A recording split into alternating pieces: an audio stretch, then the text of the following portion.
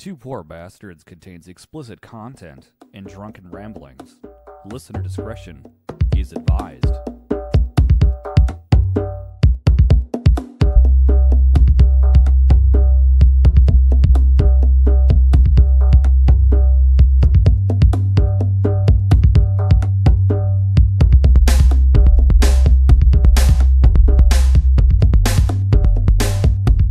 Listening to Two Poor Bastards, where two friends get drunk, talk whiskey, and their favorite pop culture obsessions. This is Eric.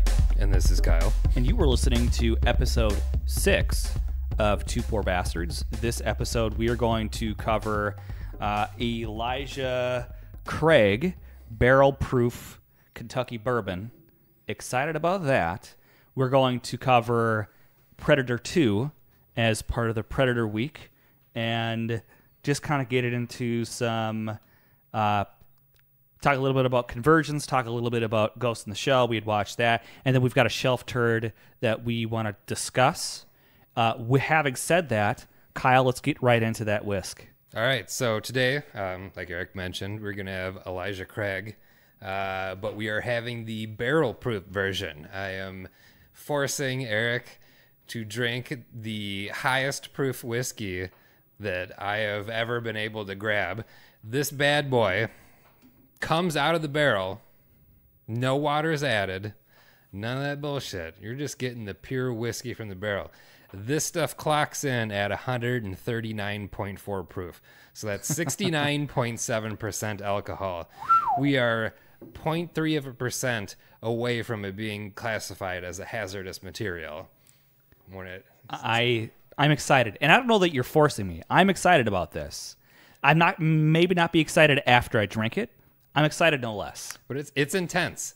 I mean, a lot of people with stuff like this, they may add ice, they may add water. Both of those I hate.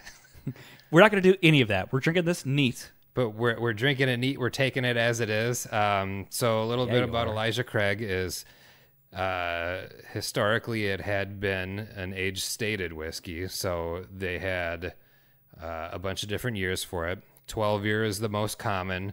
There is also 18, 20, 21, 23-year-old versions of it as well. But the Elijah Craig that you get now, whether it be the standard one or the barrel proof, are non-age stated. The bottle that I have that we are tasting right now is one of the older ones that definitely says 12 years on it.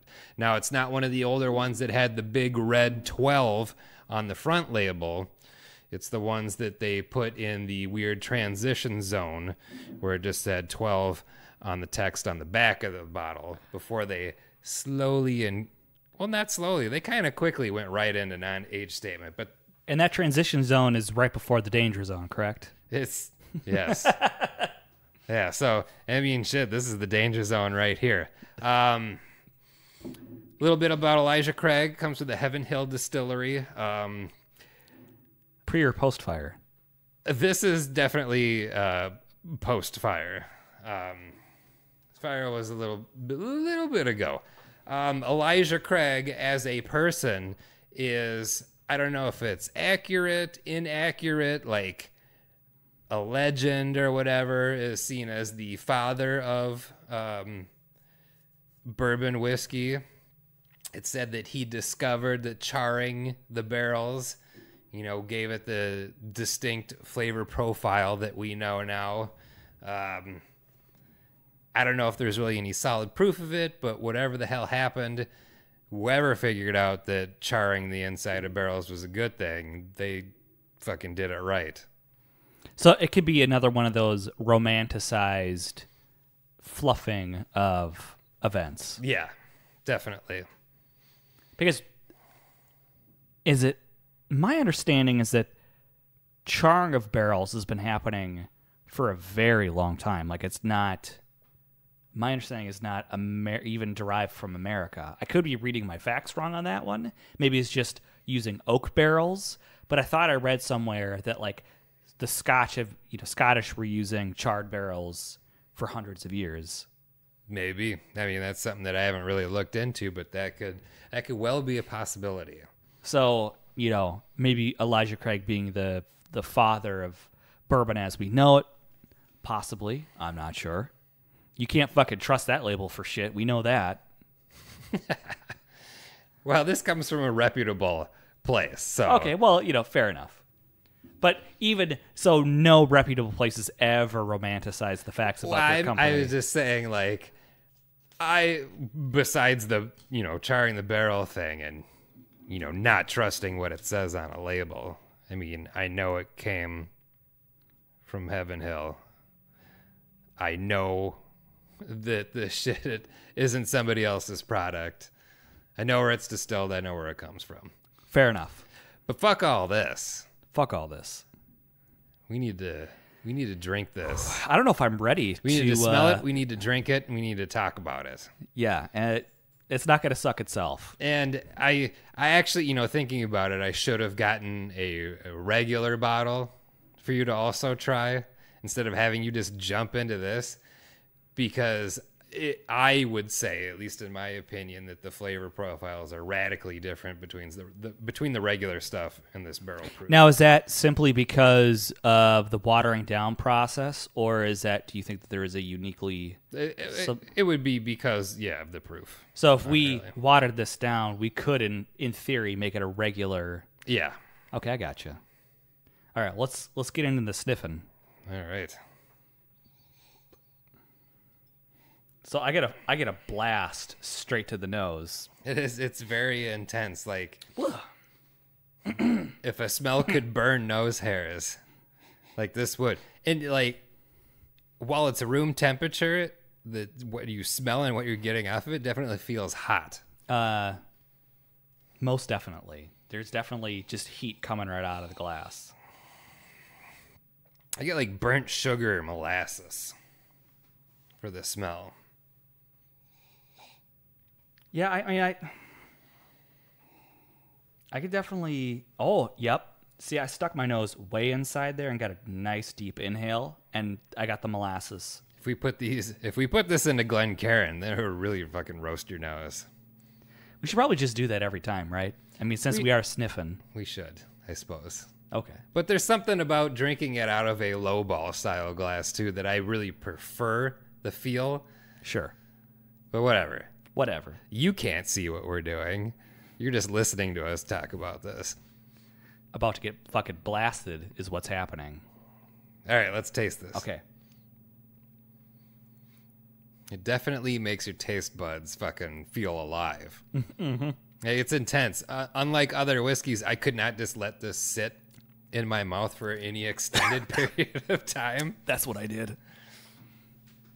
Woo! Because it really gets, if you aren't used to it, it's going to do that. And then you'll feel like a tickle in the back of your throat.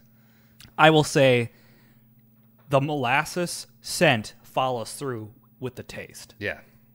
And which is great. I would say that for as strong as the proof is, it's maintains that molasses, and I'm not going to say smooth, but a caramel sort of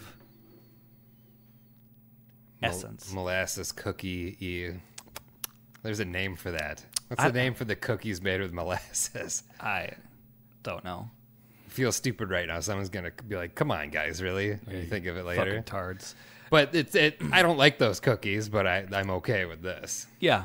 And it's one of those things that lingers in your mouth. So I took my sip like a few seconds ago or whatever it is, and it's lingering. My mouth feels like it's thoroughly been... Your mouth is buzzing with this Elijah Craig. And it's not bad. Like, you almost try to get me scared a little bit or like get me nervous about it. It's not a bad... It is definitely strong, but it's very flavorful. It's not harsh. For as strong of a proof as it is, it definitely like electrifies your taste buds in your mouth a little bit, but it's not like sucking on a piece of charcoal either. No.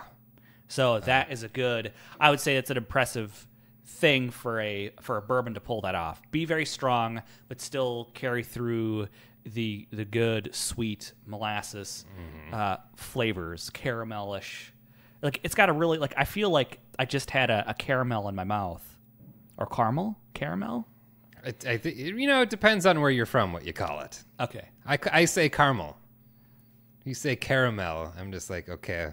I don't really. Are you British? Are you adding a U to things? The problem is, like, I watch so much television from across the world that you're just kind of bombarded by the different ways that people say things. And so I don't really know. I don't know how to talk anymore because we're from Minnesota, so don't be too critical of us. Yeah, I'm gonna take another sip of this shit because I'm gonna take a bunch more sips of this. Well, yeah, I'm gonna finish this. But you coughed. Yeah. So I definitely was not expecting. Now let's see if the second shot in the mouth is as strong. And it's just like, I would really love to have someone on the show who doesn't drink whiskey and hit them with another barrel proof one. Mm-hmm. Just to see how they handle it. I would expect them not to take it well, but if they took it like a champ and they handled it, I would be very impressed.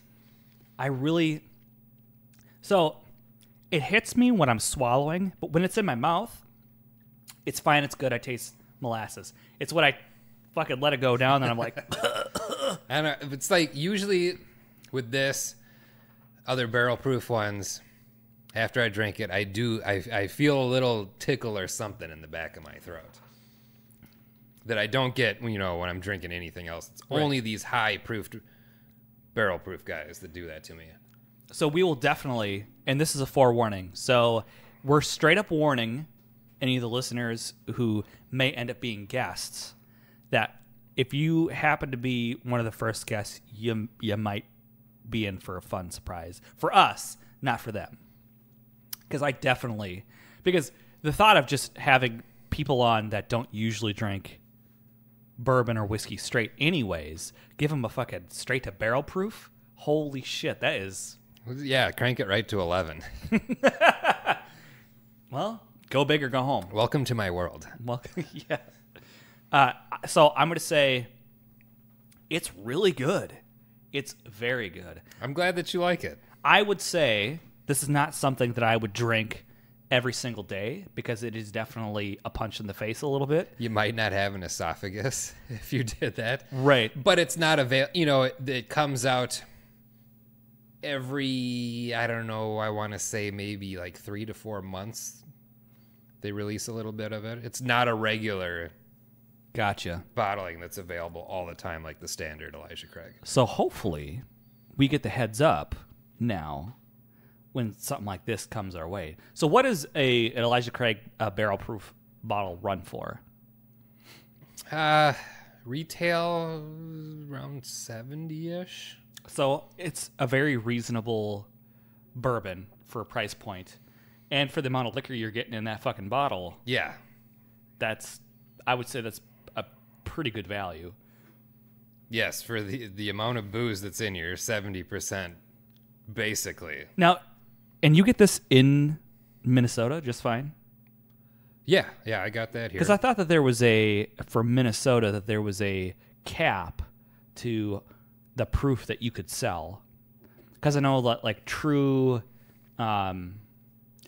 Everclear, moonshine, and then certain absinthes are actually cut down, I think, for Minnesota or other states that have a certain limit on alcohol. If that's the case, I don't know how this circumvents that. This and some of the offerings in the Buffalo Trace Antique Collection, because I know one year the George T. Stagg was 144 proof. Fucking A. For that. Yeah. It's pretty intense. Yeah. I would definitely say so. Yeah, I'm really digging this. Honestly, I really am. It's, now that I've kind of blasted my esophagus and my nose a little bit, I mean, I'm really getting the sweet molasses, the kind of the caramel. It's really making me feel like my body temperature is really going up. Uh-huh. I'm getting hot. Like, this is the stuff to drink on the negative 20-degree days. Mm-hmm.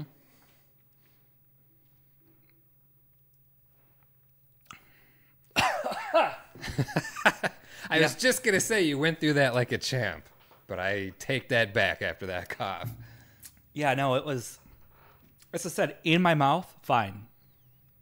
Putting her down, she gives me a little kick. But it's good. I really like it. Good. Have a little bit more if you want, then. I'm feeling warm. Choose your destiny. Either that or we'll step it down to some regular proof stuff. If we have too much of this episode might get dirty. Sloppy is probably the better word for it. I'm going to have another sip's worth. Just the sip. Just a little bit. Get it while you can. Yeah, because there's not much left in this. No. And like I said, there won't be another one that's age stated like that, or probably that high a proof, because it's not going to be aged as long. So what you're saying is you're not going to sign this and make it a dream catcher? You might keep this bottle? Oh, no. We'll definitely. I won't hold on to this. Holding on to a bottle, It's kind of dumb. It doesn't do it for me. Fair enough. So for those of you who are listening, what we do is we save the bottles as we work through them. We sign them, we decorate them, and then for those folks who will eventually contribute to Patreon, we will give you one of our bottles from an episode signed by us with the episode number inscribed on it and all that good stuff. So that's a future thing, something that I'm really excited about. And someday someone will get this Elijah Craig age-stated bourbon, which is by itself doesn't exist anymore. Now, do they make certain limited runs with age statements, or is it just done totally forever? They still do, as far as I know, they'll still be doing the 18 and the 23-year-old ones. I'd be very curious to taste those. Now, didn't we have a conversation earlier that some people are like, this is trash? Yeah, we were talking about that. So we were in the car. We were going to register for convergence here, the convention that we were going to. And I was talking about one of the tastings that I went to a few years ago that a liquor store held, that we did a bunch of like the really exclusive releases for the year. And we got a sheet of paper that had all the bourbons that we had listed out on it with a space so we could write down our tasting notes or whatever. And I was just reflecting that when we got to the 18 and the 23-year-old Elijah Craig's, one of the notes that I wrote down, I believe it was on the 18-year-old one, was that it tastes exactly like my parents' cabin smells, which was like that musty, disgusting basement type thing, which I'm sure most of you know what I'm talking about, but that shit tasted exactly like that. And like, I'm not one to usually waste my whiskey, and while it was disgusting and I thought it was terrible, I still drank it. Two of the guys who were at the table with me, they just instant dumped out their stuff. They didn't even give a shit. They're like, this is fucking awful, and dumped it. It was bad, but those are single barrel offerings. It might have just happened that I got 2 skunk barrels and not, and somewhere out there's 2 super cherry barrels of it that went into a bottle. Now, there's a lot that goes into aging barrels and that affects the taste, right? It's temperature fluctuations, the composition of the char, because even though you char a barrel consistently, there's still some there are things different in the wood char levels too, and so there's all those various things that really could contribute to the taste of a bourbon or a whiskey. And then the longer you age it, the longer it sits in those environments, the more impact it's going to have on the final product of it. Where it sits in the rick house as it's aging, there's sweet spots, that's in the middle. The outliers get a little more extreme fluctuations than the rest of it, so those are seen as not as desirable. Now, are those typically controlled environments? No. So they just sit not outside? Not really for bourbon. It's not really controlled, no. So that's interesting. You would think that to have a consistent product that you would want a controlled environment to have, or is that part of like just the charm of bourbon? Like,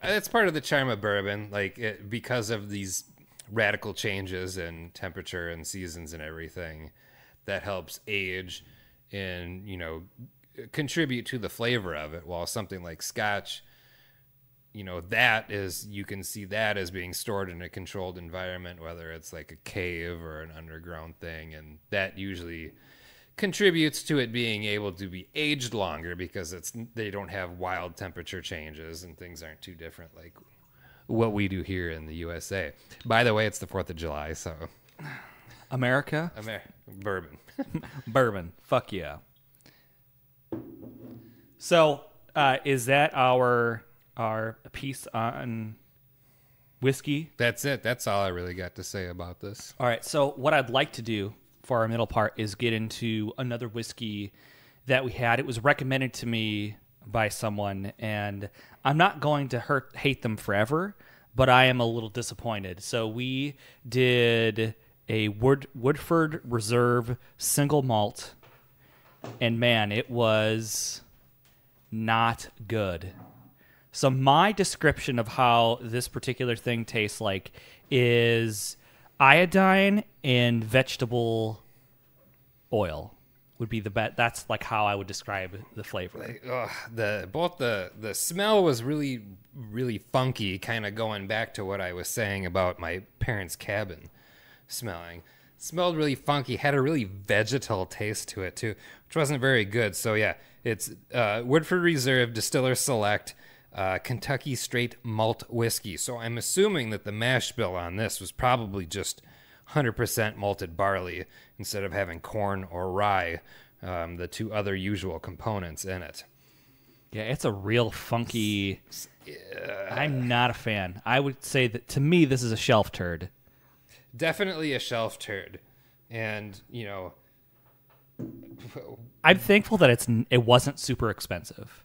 It was just rare for the amount that the dude had, so there wasn't a lot of it. So a limited release. So thank goodness that it is limited, so not that many people. But I'm gonna hide this like in a cupboard back way far away because it would be a sin to get rid of it.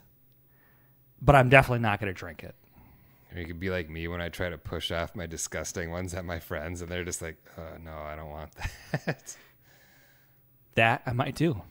Maybe if you could find out some sort of mixed drink to put this in. That's the only, but just my concern being is that weird vegetable taste. Like, I don't know how, I'll try it. Maybe it'll make a good old fashioned. I'm not.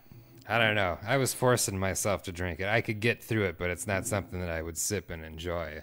No. And after we tried to drink this, we went right to Aberlour 12-year. Yeah, so we wanted to do a comparison between the 16-year and the 12-year.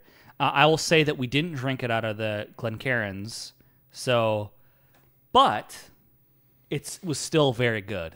All the same profiles are still there, but just not to the same degree in the 16-year-old. Exactly. So it definitely gets my seal of approval. That's certainly not a shelf turd like this stuff was. Yeah, so 2 thumbs up, 6 out of red schlitzes. Yeah.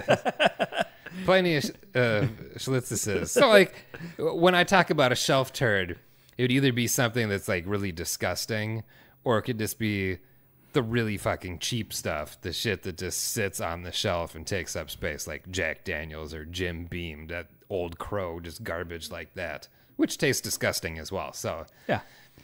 I would say the Woodford Reserve has its own brand of disgusting for itself. That was the first time that I had tasted that out of a whiskey. Are there other things that you have tasted that are similar-ish to that? Well, yeah. So like that weird funk and the vegetal thing, I've had that before. And also that's something that you can get out of some of these craft distilleries. There's shit that they age for like 2 weeks to... Gotcha. This is disgusting.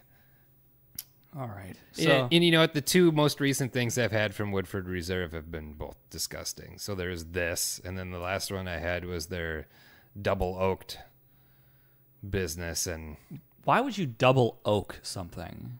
It's to make it taste a certain way. I don't know. It tasted disgusting. So if that's the way they intended it to taste, then I don't like it. Yeah, because I understand like putting it in like a sherry cask It's going to give it a different flavor profile. It's going to do something different.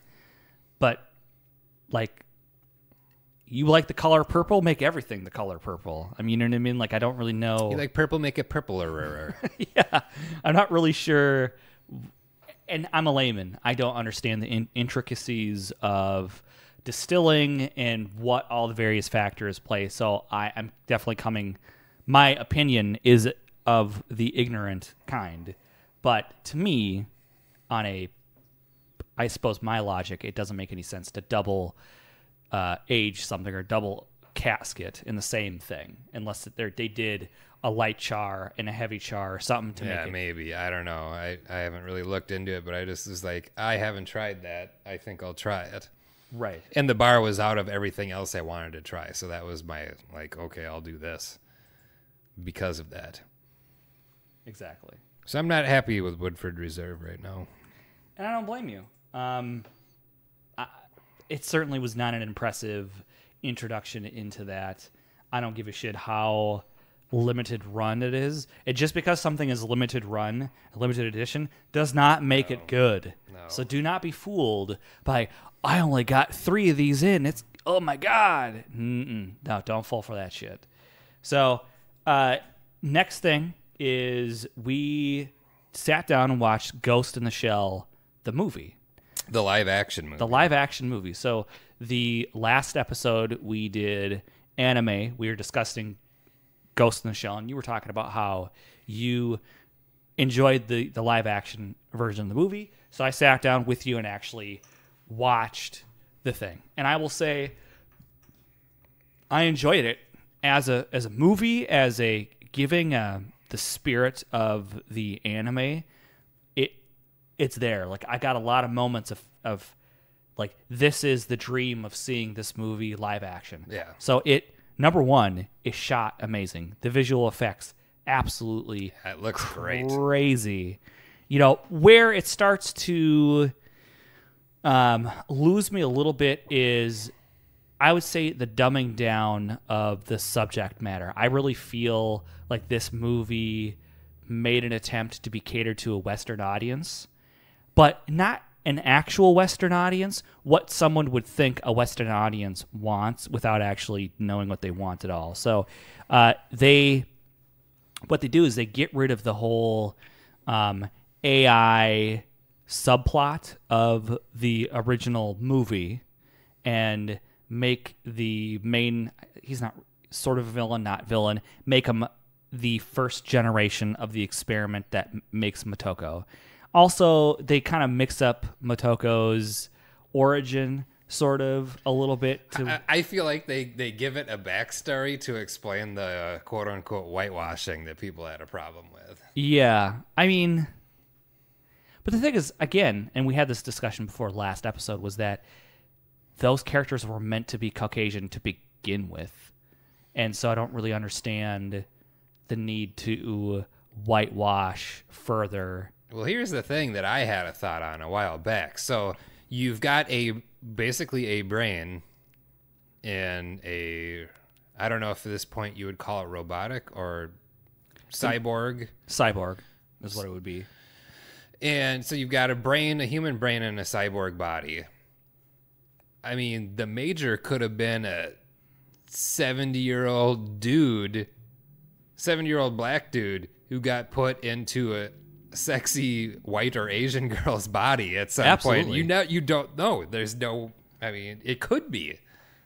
And what's interesting is that I think the actual anime itself explores that, where the movie kind of doesn't do that. Like, it keeps it, like, I get for the sake of keeping it non-complicated that's what they wanted to do, but I think they underestimated people's tolerance to complicated plot. Because if you look at how, like, Westworld and Game of Thrones and these other shows and movies are very popular, they're convoluted, complicated. You almost need a flow chart to keep track of everything that's going on, and people eat that shit up. Yeah. So I don't think that if they would have kept more of the headier soul, what is a soul, what is it to be alive, what is it to be human aspects of the original anime, that would have been bad. Now, that's sort of like my biggest beef is just like they could have not dumbed it down and it would have been. I think it would have played way better. I think we could have got past the whitewashing thing if they really would have done some soul searching. If they transcended the race question that people brought up about it and really went to what it is to be human and really explored the original plot. Perfect. It would have been great. What is it to be human? I don't know. But going back to what you were saying about, who is this person really? I mean, at the end of the animated movie, the Major is in a child's body. Yes. So. And determining her own path. That's the thing. At the end of the anime, she is detached from, initially at least, from her old job and striking her own path. Whereas this, she's still very much a part of Section 11? 9. Section 9. Listen, there's some section that she's a part of. Yeah. Cesarean section, I don't know. Vivisection? They. And it really transcends. So, and that's the thing about the anime is before a lot of these modern questions that we're all kind of wrestling with, was it to be human? What is gender? What is person? Who am I? What is I? All of those things, like the anime so perfectly kind of, it doesn't really dig into it, but it really hints at this larger question of what identity is. And the movie kind of sidesteps some of those more esoteric, existential questions to tell a straightforward narrative, which I think Michael Pitt, who plays the sort of antagonist, he's an antagonist. He's not necessarily a villain, but he's definitely the person that's pushing the events forward in this movie. He's fine. He could have been exactly him. I like Michael Pitt as an actor. So I thought, that was all well done. All the characters, the representations, I thought were all great. As you said, Bato. Bato is, in the movie, it's fucking great. Great. Best part, I would say he's the best part of the movie. He's really amazing. And I like the fact that they did some service they reproduce certain scenes to an 80% degree in the movie, which is really cool to see those things on the screen. And I think that would have been fine. And so I'm not saying that they had to redo the original movie frame by frame. I think they could have, I mean, at least they threw us a fucking bone. Absolutely. Is really the way that I see it, the way that Hollywood works. So yeah, honestly, Scarlett Johansson, I'm fine with her playing the Major. I have no. Yeah, sorry, dude, ain't gonna happen. You're getting blasted. It's so weird recording during the day. I know this is our first recording when the sun's out. So, go ahead. I just wanted to say, regarding Scarlett Johansson's performance, a lot of people said that it was wooden and she didn't do a great job of acting, and it was kind of robotic. Ha ha. Okay, here's a person who's a robot. Who's had their memories wiped. And is trying to figure out how to fucking act. I think that that's the perfect kind of thing because, in the anime, the Major, doesn't quite act like a normal human being. In the anime, she's definitely detached. If you look at the anime, her eyes almost are never blinking. Yeah. And they're open wide, staring off into the distance. And looking still and talking very intensely. And so, yeah, I'm fine. I think Scarlett Johansson did a very serviceable. I would say better than serviceable. I think she did a good job in that role. She was no Bato. She's no but she did it well. Yeah, and here's the thing. Even in the anime, Bato was fucking baller. So, yeah. You know what I mean? It's hard to... and you got the little bit of sexual tension between them too, even. You do get in the movie or the series even. Yeah. So, my gripes, I suppose, are minor with larger implications, maybe. I give that movie a 7. I don't think it should be wiped off the face of the planet.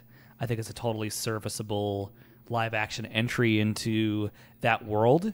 I think there are some things that they can improve on. I think they need to stop underestimating the intelligence of the audience, because I think right now, people really want to dive into what it is to be human, what it is to, all these existential things. So I think they could go like all up in the guts of what it is to be human and to be alive and come out of that and get maybe an Oscar. Anyways, I digress. That's my piece on that. Let's see. So we talked about our shelf turd and Woodford Reserve is terrible. Convergence. So we picked up our passes today to avoid lines tomorrow. You took me through a walkthrough of the labyrinth of that fucking place. Yes, it is it's Holy kind of shit. like a maze. The hotel is big. And you kept telling me this whole time, like, hey, you need to get in. You need to look at the stuff you want to do. You need to like see what's going on and what you're interested in. And there's so much stuff every single day. Yes. I got lost. So, there's some things I wrote down that you didn't mention before. So, some things I'm interested in. History of the North Country Galaxians. I don't even know what that is. I was just like, what in the actual fuck? And on the schedule, if you click on the things, a lot of them don't give you a description either of what it is. So how do you know? How would you know? I don't know. I have no idea either. So I saw that it did give a description. Then there is it's a nerd convention when they're asking questions and delving into things that no one cares. Like, why? Yeah. So like the physics of the Infinity Stones is one of the panels. And there's a lot of panels that break down particular elements of some fandom or some either magical or made like leap of faith, leap of logic thing. Like leave it to a nerd to try to rationalize something that is not meant to be rational. So I thought that was interesting. Of course, there is a My Little Pony Festival of Lights.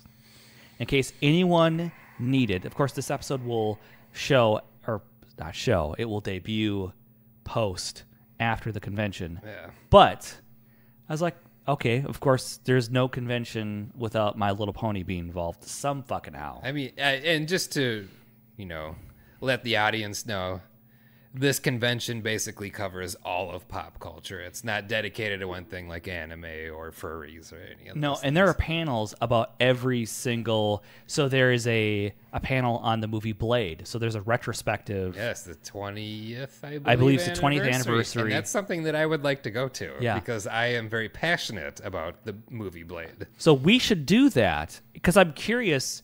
The one thing that I'm really curious about with all of these panels is what is the quality of information thought that they're bringing to a discussion? It's all over the road. I mean, you can go to some that suck. I mean, typically the people that they have up moderating the panel, they know quite a bit of what they're talking about. But, I mean, it just depends. The best panel I ever went to was the Mad Max retrospective where we talked about all the, entries into the Mad Max world. And it was fucking great. Best one ever. And then you go to some weird one like how to meet people at con. Yeah. And the people up front are trying to, delicately talk to the socially inept in the audience asking questions. Oh, boy. Where it just turns ridiculous and is entertainment in its own right, which we will be going to a few of those as well. One of them is putting the con in consent. I'm very excited about about that. this. I want to go Yeah. to watch this dumpster fire burn. Yeah. Cosplay is not consent. Or maybe get some tips for myself. I don't know. You never know. So there's a few things I'm definitely interested.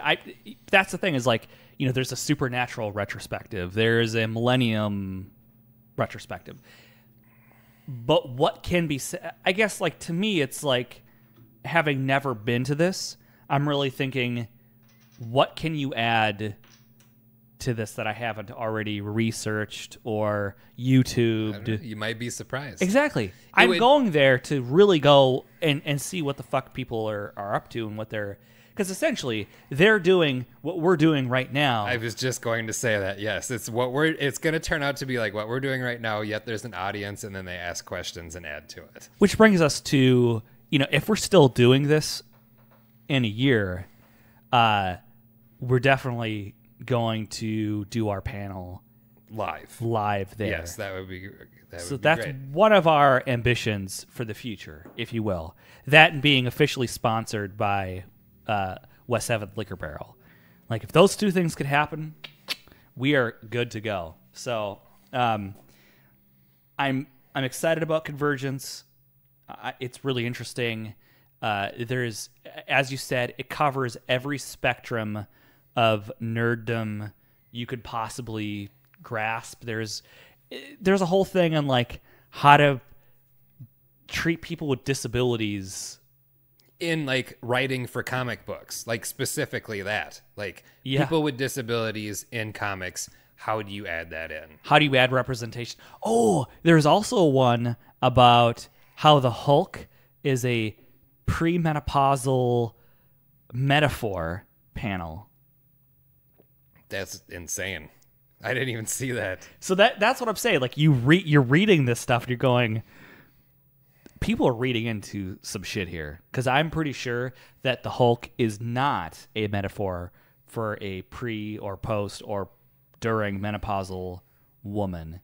But you know what? I'm morbidly curious as to how that is going to be presented.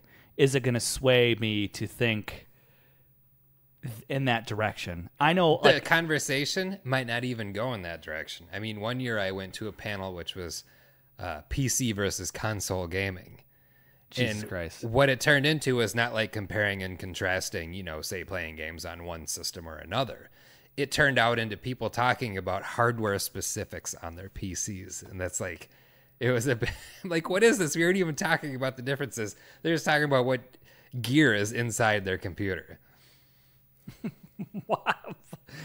So there's a bit of quality chaos. Control. Yeah, there's not guaranteed. And that's what I like about it. There's definitely the sense of like danger to this convention because anyone can present. Anyone could go there. It's really a celebration of the non-professional. It's not like E3. It's not like these other Comic-Con, these huge conventions. It's really a handcrafted homebrew nerd celebration where anyone gets a crack at talking about whatever they're passionate about. So in that way, I'm very excited about it. I feel like being able to expose your brand, your ideas to potentially 7,000 people and get recognized, I think that's a magical thing. Some of the fire, crash, and burn things that we're probably going to witness, also magical for a different reason. Mm-hmm. So overall, again, I'm excited to hear it. We'll recap, obviously, after, episode 7 will be the recap of Convergence and trying to be able to bring everything into my mind and spit it back out for the conversation, but I'm excited. We'll try to show you what the convention was like with our voices. With our voices. Indeed. Mouth sound effects will ensue. Let's see. So we are officially on YouTube after about a week of trying to fuck around with trying to convert our audio format and make it a video and all this shit. Like I finally got figured out. It sucks. So for those of you who prefer it on YouTube, you're fucking welcome. Please listen. Please listen, but you're fucking welcome because that is a pain in the ass. So, and I've gone as far as to include slides and kind of some stuff in there. And I suppose as I have more time and I'm doing this in tandem to the regular editing of the episodes, that maybe I'll add like some show notes or some additional Enjoy the photos. PowerPoint presentation that accompanies Yeah, the podcast.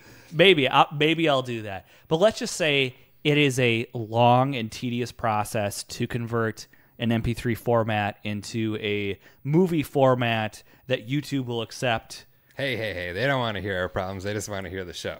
Anyways, so that we're officially on there, and So, we kind of joke that, if this doesn't work, we've got the option of killing ourselves, or starting the porn studio. The finger banging POV, power glove finger banging POV, finger blast, finger blast POV, even better. One of the other things, can you do .POV? Is that like a thing yet? So I really feel like that's untapped. If it isn't, dude, there is infinite amount of dot whatever. So one of the things we could convert our website to just doing wall art, and we could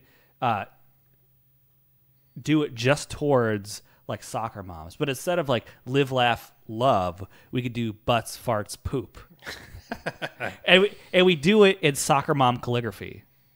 Oh man, and that's it. Let's not do that. But that was kind of my thought, like the riff on the conversation we're having about power glove finger blasting POV is you turn that website into something that maybe generates some money. Power glove. It's so bad. So let's dive into the final part. So we're going to get into, you know what? And I'm like, this is perfect because I'm feeling like right at level where I need to be. You're to talk properly about, juiced up to talk about this movie. I'm just at the right level to talk about Predator 2. Or as I like to call it, Predator. Predator 2. So I'll just kick it off. So Predator 2, to me, is a movie that I'm very passionate about. Mm-hmm. For years, I have been championing this movie as a great sequel. Now, a lot of people disagree with me, but I have publicly stated that I will fist fight anyone who thinks that Predator 2 is a bad movie. But I think it is the perfect sequel for a few reasons. One, a lot of people complain that, it's not in the jungle, Arnold's not in the movie, this, that, and the other thing. It's not like the thing that I saw before. Yeah, so the thing that I believe makes it such a great sequel is because it takes such a sideways turn and you get something else. Now you're in the middle of Los Angeles. You are in, at the time, what would have been a lawless future where drug cartels are running things. The lawless future of 1997. The ozone layer talk probably, influenced them to make it 109 degrees during the movie. You've got the police, Danny Glover. You've got the scientist, Gary fucking Busey in this movie. You've got the only man who's been killed by the alien, the Terminator, and the Predator in the movie. You got Bill Paxton. The classic, the late, the great, the legendary Bill Paxton. Yes. So it's just like, this movie's got all these things that work for it. The other thing is like all the stuff that we know, like the technology and the things that we know about the Predator, the majority of it comes from this movie. We get all like the net weapon. You get the flying disc. You get, each one looks different. All this stuff. All these sweet weapons. Mm-hmm. Absolutely. So a little bit about Predator 2. So it was released 1990. And now it is a actual, true, and proper sequel because it was written by the same dudes who wrote Predator 1. So Jim and John Thomas. It was directed by Stephen Hopkins and starring the great, as always, I'm too old for this shit, Danny Glover, Ruben Blades, and you will know him most recently from Fear the Walking Dead as the old Central American father who's overprotective of his daughter. You've got the amazing Gary Busey, as always. Maria Conchita Alonso. She was in Running Man opposite Arnold Schwarzenegger. And then, as you said, Bill Paxton. Kevin Peter Hall does his return as the Predator. And again, something about his performance, like, he is the Predator in my mind. It did come out to a shitload of negative reviews. People shit on this movie as soon as it was released.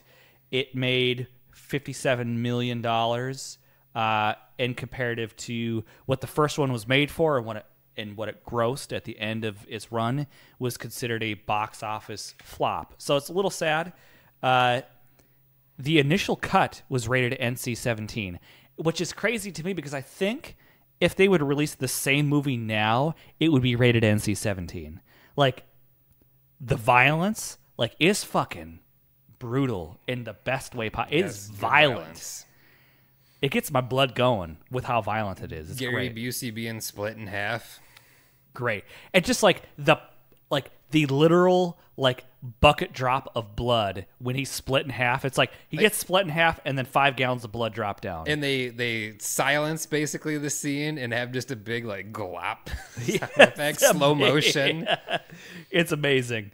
So you know, I would like to see the NC-17 cut of this movie because by itself, it's violent. Like the graphic sex that was like, I mean, it's over the top. Everything about the movie is over the top. The stereotypes the are Jamaican and Colombian stereotypes, yes. King Willie.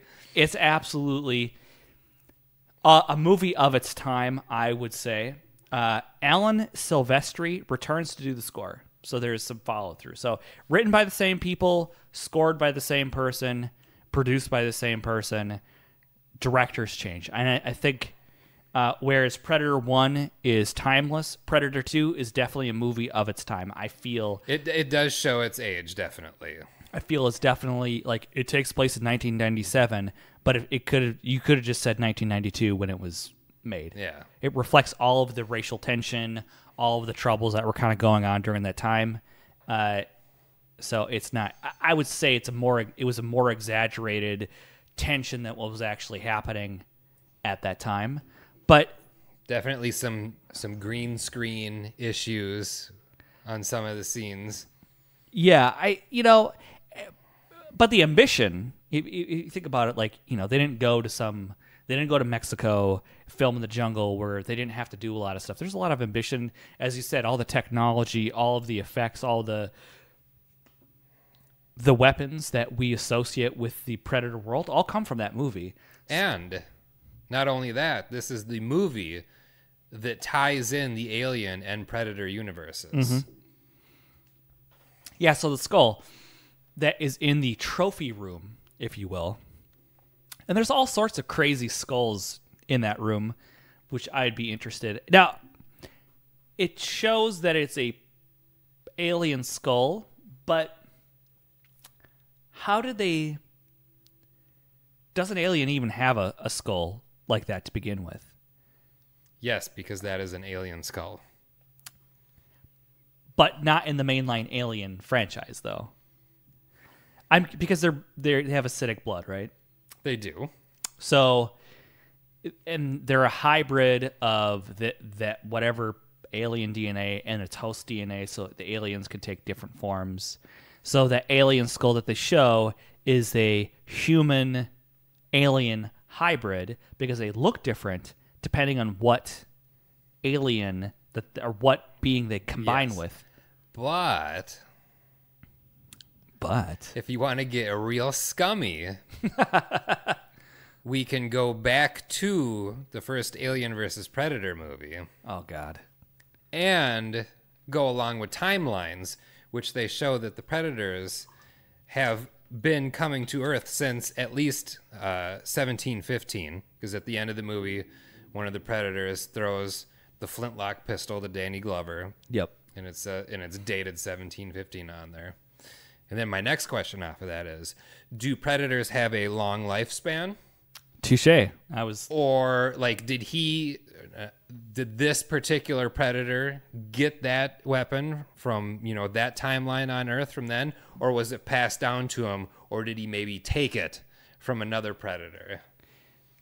That's a really, and you can go either way. Because I feel in some ways they would be very fiercely protective of their trophies. Like, you don't take another man's trophies or Predator's trophies. Right. I mean, this is what they're working for. They are going to get trophies to test their skills. At the same time, are they like a clan sort of... They would seem to me to be like a clan sort of system where there are certain things, achievements of your ancestors that would be passed down generation to generation. It's hard to say. I'm anthropomorphizing an alien made-up species, of course, but it's definitely interesting. The thing is, like, they never answer certain things to me that I find more interesting about predators in general. So obviously they're very intelligent because they've mastered traveling through space faster than the speed of light, presumably, because the nearest star is 4 million light years away. So it would take 4 million years traveling at the speed of light to reach the nearest star to us.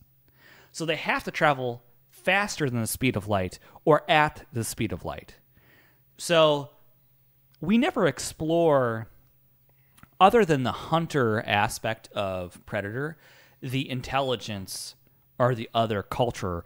Do they, and it's shown in Predator 2, they've established that if you're non-violent, they're not going to kill you. So if you're not threatening them, if you're not a hunter, or if you're not... Right, they aren't going to waste their time on They're not going to do anything with you. So do they actually have more of a bartering system with other alien species that are non-violent? Do they create all of their own technology, or do they work with other species and barter like a... Because they come across as like a hunter-gatherer sort of early Neolithic society in some ways, like how they dress with their fucking loincloths and their fucking skull jewelry and shit like that, and hunters, the mesh tank tops, the Matrix sort of style. They don't really go into that sort of thing. They clearly can understand English. They speak it in Predator 2. And is heat vision really their native vision, or do they actually see like us? Because their eyeballs, how they're shaped, is not a how you would receive infrared information. Well, in the first Predator movie, I mean, when the Predator took his helmet off to fist fight Arnold, it was like an extreme version of the heat vision. Right. But how the fuck would he even see what the fuck is going on? That's the problem, is that infrared is actually, for as detailed as their culture is, it would imply that they're able to see other spectrums. Because if you look at that ship, it's got a mural. And that heat vision, you can't see that mural. And we don't see it through their vision. So either the detail, the culture is accentuated, influenced by their native, if it is infrared, or they could see like you and I and use infrared as a tool of enhancement. So that's one of the things that I think about, because like there are some, like, it's a pain in the ass to like fashion technology to fashion clothes with infrared, because at some point in time you can't see what the fuck you're doing. No. Right? So clearly they have some other ability to achieve their technology and things like that, not using infrared. So is that achieved through working with other species, or is that achieved because they're actually fucking genius? And if they're genius, it like, what is that? Or maybe we just can't interpret the way that they see, and that's the closest thing possible. Because what if a Predator made a movie about humans hunting predators, and they tried to show our vision? Mm-hmm. But how could they interpret the way that we see with their vision? So maybe. If you can master space travel, you can master that. I'm just saying. And clearly they see in other spectrums of light, because in that scene where Gary Busey's trying to like capture the dude, he switched it to ultraviolet. So he switched it to the other end of the spectrum to see those lights, or to see them. Yeah. And then, I mean, that's through its helmet though too. Yeah. So that's why, like, there's a whole bunch of really interesting things that, again, while Predators is serviceable as a sequel in the movie, or in the universe of Predator, what have you, it would be more interesting to see more in-depth, intimate interactions within the Predator world, because there's clearly a lot more going on in that whole world than just being completely ultra-violent hunters. Because it almost like they have a caste system that's implied, that if you're a hunter, but not everyone's a hunter. Some people are weapons makers. Those dudes that are hunting are not weapons makers. They're using this super advanced, purpose-built technology, and it is what it is. We see it, and it is what it is. But I would think it'd be interesting to explore what a weapon maker in the Predator universe would be. Well, if we had a Predator movie where everything was Predator and they were on planet Predator doing Predator things, that would be fucking amazing. that would be pretty cool. I mean, we can get some insight into it. But then someone's got to make up all this shit, and then they're just like, well, it would just be easy if we just made them killing people. And then what would happen was it'd end up being like Prometheus. Ugh. And that's what we would get. I don't want that. I know that you hate Prometheus so much, but for what it is and what it tries to do, I respect it. It takes place in the movie or in the universe, but it doesn't try to be the thing that it's based off of. It tries to answer its own questions and pursue its own thing. And it's more in line with the first Alien movie as far as, well, okay, that's a half, sort of. Because they do some stupid shit. Like, Alien Covenant is a fucking trash movie. It's awful.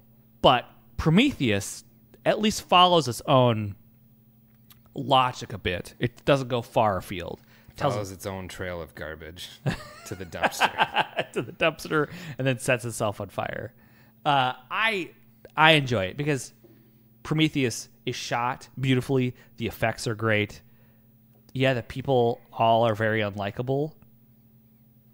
But I don't give a fuck. It's got Idris Elba in it, and he's great in most things that he's in. I've yet to see something that I'm like, you're lame in this. So, anyways, I think that exploring that aspect, the things that are not talked about, that are implied on the screen, that we talk about, like all this amazing technology, this amazing culture, all of these things that are implied. And like, where the fuck does this super predator thing comes from? Some predators, and then the new movie. Now there's, another super predator. Another super predator that's like even bigger. So a predator in the real world, I'm putting my quotation fingers up, they're at least 7 foot something or another. This predator that we see in the new The Predator movie is like a good head height above a regular predator. Yeah, so they're bigger. 8 foot at least. Where the fuck are they coming from? And maybe the new movie will answer that question. I've heard a lot of theories about it's possibly we made them. It could be, a subset of different species. There's, at the end of the day, what I'm saying is there's a lot of untapped, interesting things in the universe that people have not explored in a live action setting that I think we can go for. And it could be a heady movie. It could be a exploratory movie. It could be an adventure. Always violent. Has to be violent, obviously. Violence. That was the one thing, going back again to the Alien versus Predator movies, that was one thing about the second one that I really appreciated, is that it was as violent as it was. It was like, hey, here's an apology for how terrible that first one was. We're just going to kill everyone. Mm-hmm. Pregnant women, dead. Girl you think is going to be a main character, dead. Done. Right away. Fucking Predator shuriken. So what's interesting is that Alien vs. Predator, the initial one, was PG-13. So that inherently alone really kneecaps and really inhibits anything interesting about what that could be, because you have two extremely violent things intermixed. I wish it was like the game. I don't know. This Alien vs. Predator, the first movie, was a missed opportunity. Which game? The Capcom arcade game is the correct answer. Indeed. There's a lot of missed opportunity, obviously, with these movies. And I think the original script for Prometheus by the original writer, I read that script. It goes way deep into the mythology, but then we get this other thing written by Damon Lindelof, which is what's in the box? That's his thing. It's there's a magical box and what's in the box, and then we never explain the box. And and then it's Ridley Scott, and I think Ridley Scott is capable of still making some really good movies, but then again, I think he really gets into his little artistic flares of bullshit. So The Martian, I thought was a decent movie. It was concise. It didn't have too many of the Ridley Scott flares that he's prone to now. But like Covenant was a dumpster fire of a movie, and Prometheus was, I'd give it a 6, me personally. And then some of his other ones are just I don't know. He just goes off and does a Ridley Scott thing, and it seems like no one keeps him in check. Like, yeah, sure, go ahead and do this. Because my understanding is that when Prometheus was being made, Lindelof was totally. Again, he doesn't say this. Everyone always sucks that person's dick, whoever the director is. But it was heavily implied that he would come in and he would just imagine the scene when he was sleeping the night before, and then make them rewrite the movie to fit the scene. So like that scene where the alien ship like goes on Charlize Theron and like crushes her, that just came off the top of his head. He had thought about it. They had a script totally done, and he just came in the middle of production and just said, what if we did this other thing instead? And then he had to rewrite around this whole process. Well, yeah, no wonder why the movie doesn't necessarily make sense, because Ridley Scott's allowed to go off on these tangents and create something that's not as concise and as good as it could have been. And I know I'm hating on Lindelof a little too much. The Leftovers is fucking amazing. I don't know if you've seen it. You probably have not seen it. I haven't seen it. It's fucking... It really shows off the caliber of his writing and his ability to do something if he actually gets to sit down and actually think about it. Anyways, back to Predator 2. Predator 2. Predator I love 2. it. I enjoyed Predator 2. I really like Danny Glover in it. I think, as far as what you said, it's so far different than the first movie that it works. It makes it the perfect sequel because of that. Absolutely. So, because why would you want to see the same thing again with the same character? And I think that's the problem, though, is like, if you look at most of the rage of nerddom these days, it's always like an impossible thing to achieve. It has to be similar enough to the thing that someone loves, but still be different enough from the original thing. So if you look at the argument against, say, The Force Awakens versus The Last Jedi, people's main complaint about The Force Awakens is that it's too similar to New Hope. It's a ripoff. It's terrible. Okay, so we're going to do a movie that goes off on its own path. It does its own thing, The Last Jedi. It's too different. It's not Star Wars. It's too different. And so there's a whole thing right now on the interwebs where someone is recutting The Last Jedi to meet how it should have been. Like, how stupid is that? So it's a lose-lose situation. Yeah, you can never make anyone happy. You can never make anyone happy. So I agree with you. Predator, I can't be happy no matter what. Right. You recognize, like, you're not, at least consciously, trying to run down and chase your happiness. You just... But I mean, here's the thing. So the Predator goes to places where there's conflict, places where the temperature is very high. Yeah. And in the scene when Gary Busey's character brings Danny Glover's character into their trailer and is talking about things, he shows them, like here in Beirut this year, in Vietnam this year, it's the same thing. These predators are going to all these places. So this particular time, the predators are visiting Los Angeles, where there's conflict, where the temperature is high. That just like opens up so many things. Like, here's all these places in the world where the predator could go and what it can do. It's not going to go back to the same jungle to look for Arnold Schwarzenegger again. Yeah. And that's what I'm saying. There's an untapped... The potential for the Predator series of the different avenues that it explore and things it could address are really infinite. But I think people are always going to be like, Arnold Schwarzenegger, Jesse Ventura, Bill Duke. Like, we become attached to these particular characters that we saw at first.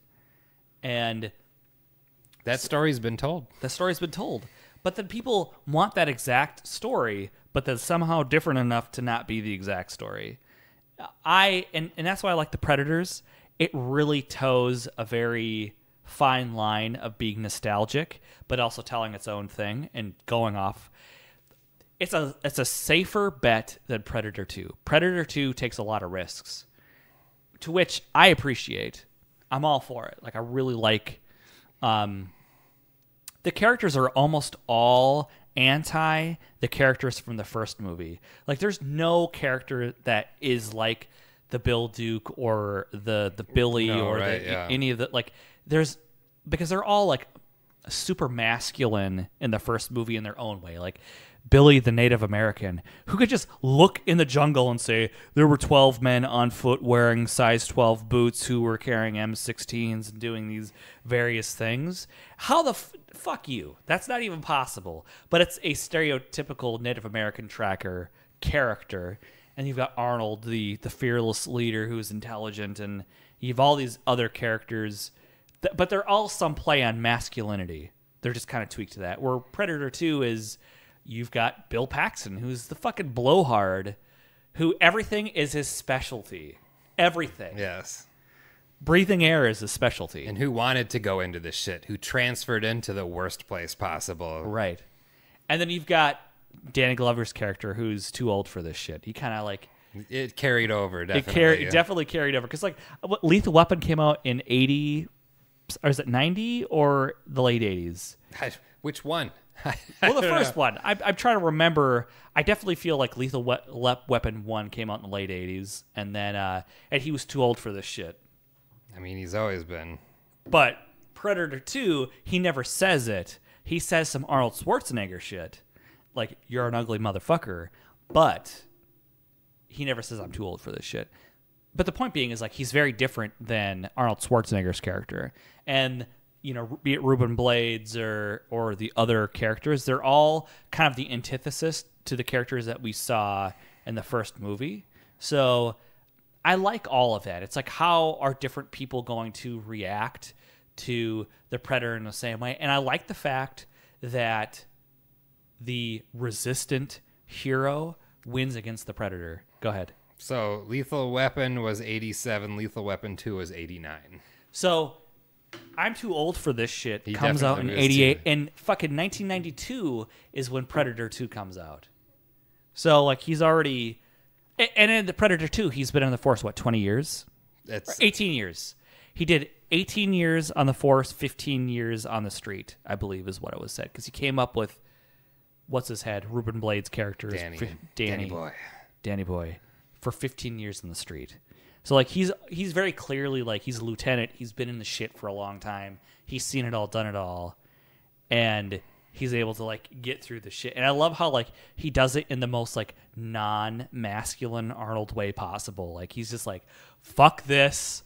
I hate my life. I don't want this to happen. Well, Arnold's like, he's creating all these booby traps in the first movie. Like, he's all, like, fucking sweated up and, like, muscular, and like the whole, like, Predator 1 to me is like an extended scene of Arnold flexing, like he's making his homemade bow and arrow, like, or like lifting that giant log up. Yes, everyone pulling on the rope where their muscles are just going to, like, explode. They're so big, like their skin's going to split because it can't hold their muscles. And so I like how, like, in Predator 2 everyone's kind of tired, and it doesn't necessarily mean you need brawn to kill a predator. You can use... I think it's a good analogy for having a job. Like, here's all these people in Predator 2 who are just, like, tired, and they're sick of this shit, and they gotta do it, and they don't want to. It's a perfect metaphor for the average work day. You know what the... yeah, no, absolutely. You know, a question that goes unanswered is, who's the father of Maria's character in Predator 2? I kind of got the vibe that it was Bill Paxton. I want to believe it's Bill Paxton. They didn't have enough time for that to really happen, unless that little, like, fetus heat shot was super magnified. But I would like to think that it's Bill Paxton's kid.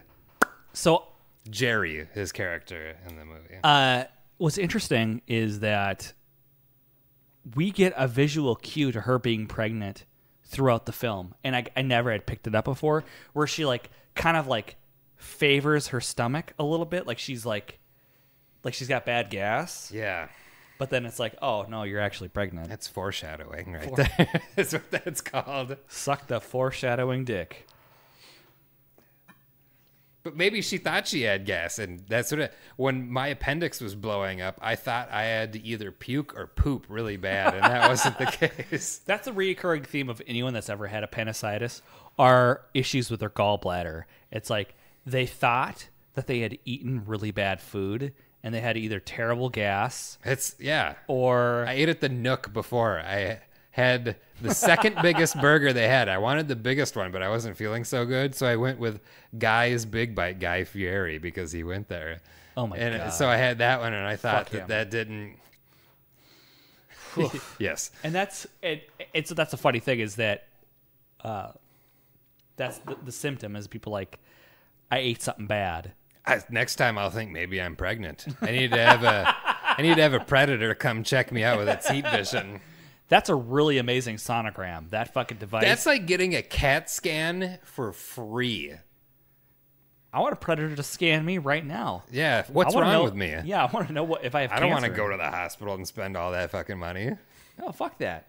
Nor do I just want to sit around for 45 minutes. I'm not armed, and I'm really skinny, so yeah. Pick me up and look at me. Which is all perfect. Ties back to my original point is, who created that technology? Did they do it? Did they design it? I would imagine that, yes. What if it's a forced handicap? Oh. What if they're doing that to increase the challenge that they have? I would see that as something as plausible.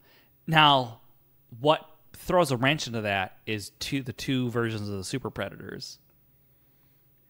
I'm going to pretend that the super predators aren't really a thing, and we're going to talk about the Predator. But the Predator, which is a mainline sequel, which acknowledges both Predator 1 and Predator 2 as being valid installments into the series, is a thing. Now, we could see that movie when it comes out, and it is a completely logical, maybe human-made Predator. Somebody's Looney Tunes drunk. All these hiccups and burping. Fuck. Yeah, you all right there? Oh, I'm perfectly fine. As you hiccup again. As I hiccup again. So I guess, I don't have anything else really to add to it. Could probably end on that. No, I think you're right. I think we've said everything we need to say about The Predator. Solid movie. Elijah Craig. Solid booze. Solid booze. So until next time, this is Eric. Kyle. Robot Kyle, specifically. Until next time.